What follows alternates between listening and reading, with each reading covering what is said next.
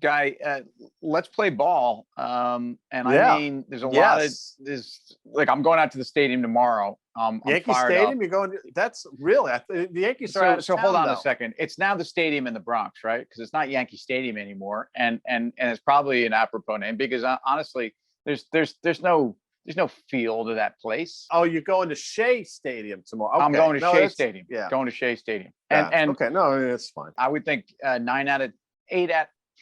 out of 10 Yankee fans who are truly honest would indicate that the baseball experience at the new Shea Stadium, also known as Citi Field, City Field. is Right. significantly more welcoming than Appealing. that which we get. Appealing. I mean, Right. up in the Bronx at 161st Street. So whatever, dude, that's okay. Look, I mean, but you guys are there to win, and you're there to not have facial hair. Buttoned up the Yankee way. All those things with you. Listen, you find it the Yankee Stadium. You find it just large and taking all the sort of the sense. Dude, that place used to rock, man. Back in the days of Reggie. Sure. And your boy Chambliss. Even when you had your big four. It's interesting you mentioned Chambliss. I will tell you that home run against the Royals at Yankee Stadium. Yeah. You got to remember, I was probably 12, 13 years old. That was one of my first real great sports memories. I mean, the Knicks won in 73, but I was young. And remember, back then, they weren't televising. It wasn't that big a deal. So that Chambliss home run was like, whoa. What's great about the Chambliss home run, and I was there, okay? Wow, so nice.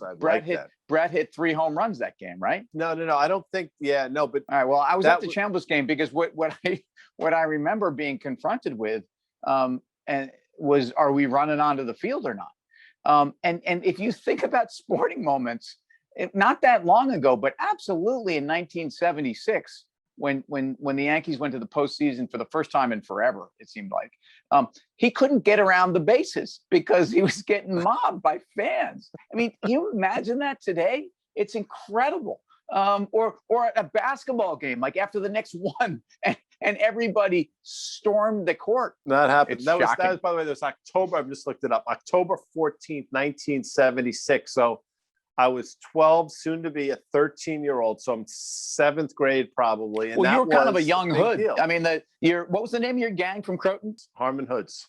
You were just getting into your kind of that nasty period where you were kind of a badass. I was only 10. I was still a mama's boy. Yeah. But listen, so you're going to Shea tomorrow. That's great. I think the Dark Knight's going to be on the hill for the Birds of Baltimore. Right, and we got to talk about the markets because it was a dark morning this morning. Yes, when I looked up at the screens and I listened to Stan Druckenmiller telling everybody that the dollar's not going to be a reserve currency anytime soon. That the interest expense on our bloated Treasury balance sheet is going to be 30% of GDP at some point in the near future. But we'll talk about that in a second. But the Dark Knight tomorrow at Citi Field, and as a Met fan, happy to just stop this right there and tell you, I think Matt Harvey might have been one of the most overrated athletes in any city at any time, even when he was good, because it's the most ridiculous. This is a guy that's never done anything other than strike out a few guys in an all-star game. I remember asking you at the heyday of the Dark Knight, I said, would you trade him to the Red Sox, which is where he should have been playing all along, for the shortstop? Right. I want to say Mookie Betts. I probably said no. You said absolutely not. And I'm like, okay. Yeah. And you listen, I probably agree with you at the time. What was the short? I can't think of the shortstop for some. Anyway, it wasn't Xander Bogaerts, was it? Yeah, it was Xander. That's right. It was Xander Bogaerts. A young Xander Bogaerts, who now has turned into one of the best players in the game. And that would have been a great trade by me to have pulled off if I put my GM cap on that. That one day, by the way, this was really the early days of commercial break, when in fact these were the conversations going on in a commercial break. And you're right. And look, the Dark Knight, it's with great irony that remember, he left Citi Field. I was about to go Shea Stadium. He left Citi Field as a guy who really, had lost his way. But in his days in New York, he was a thrower, not a pitcher. And I think he's come back to town as a pitcher after his thoracic syndrome and a I don't know if it was a rotator, but a lot of scar tissue. He silenced the bats in the Bronx couple of weeks He ago, well, which was, that's been easy to. You guys are all or nothing up there, man. So I mean, when you guys learn to play small ball, that's fine. That's fine. I love that small ball bullshit, and it's bullshit as well as I do. The guys that call the fan and say, "How come we don't hit and run anymore and steal bases?" I mean, come on, it's the most stolen base. And I've said this; it's the most overrated. Some days. Some days your big boppers aren't going to go. They're not going to dial nothing. And the hit and run. Oh, they hit and run. They pulled off to great. That works about 9 times a year. I mean, didn't Aaron Judge pull a rib cage last year or something? I mean, trying to swing, dial 9 every single time. I mean, it's not necessarily how you win ball games. Those lat injuries can be lingering. Yes, I know what you're doing. I know what you're doing. Right. So in terms of the market for the last 2 years, and really up until about 5 days ago, you had a 30% move in the S&P in some odd 120 sessions. I mean, that's incredible. And I would make an argument that the market was just a thrower. Early Nolan Ryan. Nolan Ryan, flamethrower, hadn't harnessed its that.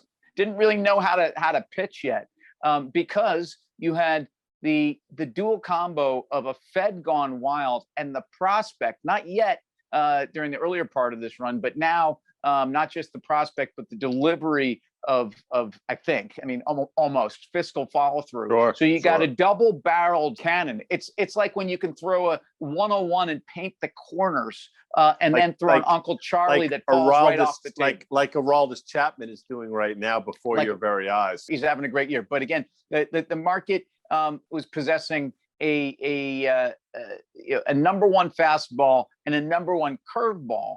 And really, so the question is, the market today, this morning, we refer to this dark morning after discussing some dark nights. Stan Druckenmiller, for folks who don't know who he is clearly and should be one of the most respected market voices as a long-time outperformer, hedge fund manager. And he was out there on CNBC after penning an op-ed that talked about the danger of what the Fed has done. And I don't need to tell you about that. I feel like it's something that we discuss nonstop, and you're particularly vocal. So what do you think about Stan the Man? He was the first. He also said that he has no way of knowing, how this or when this thing will end. And he has been paring down some equity risk over the last 4 or 5 months. And he's not suggesting things are going to fall off a cliff tomorrow. And he has the luxury of popping in, once every 6 months and making comments like that. Say that. We don't. You have to respect his opinion, and the fact that it sort of lines up with a lot of things that I think we both have thought for a while sort of helps. But I think, to your point, I think that's why the market took that early bath, and why it's it's been recovering the rest of the day. We'll see if he's sort of he's the final straw to this puzzle. What I'll tell you, what I said last night, we've seen this movie many times before. And the market 2-3 days later is, back on its course of making new all-time highs. We'll see. But listen, a lot of things that he pointed out, and you talked about the dollar not being a reserve currency, 15 years from now. Listen, I think we both think that might be a bit hyperbolic, but he makes a pretty compelling case too. Clearly, I agree. I mean, I think the Fed might have been put on notice today. You can't tell me that folks within the Fed don't listen to stuff like that. They don't necessarily have to respond, but the market is what they should be paying attention to, and just how scary it's going to be for them even to begin to jawbone.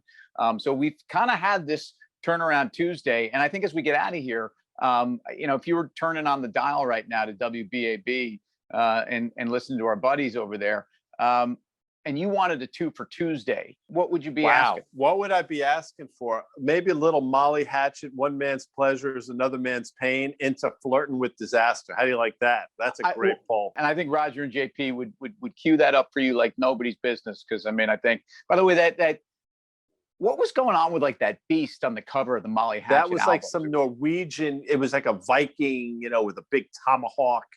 It was just a very macho 78, 79 type of thing to do. I think that's when that album came out. Well, anyway, you're very macho, and Matt Harvey was very macho, and we're going to beat the what on him tomorrow. You know what I'm going to do? I'm calling you from the stadium. We're doing this from the stadium. I look forward to that. All right. Okay. All right. What do you say? I'm in. I'm so in. I'll see you tomorrow.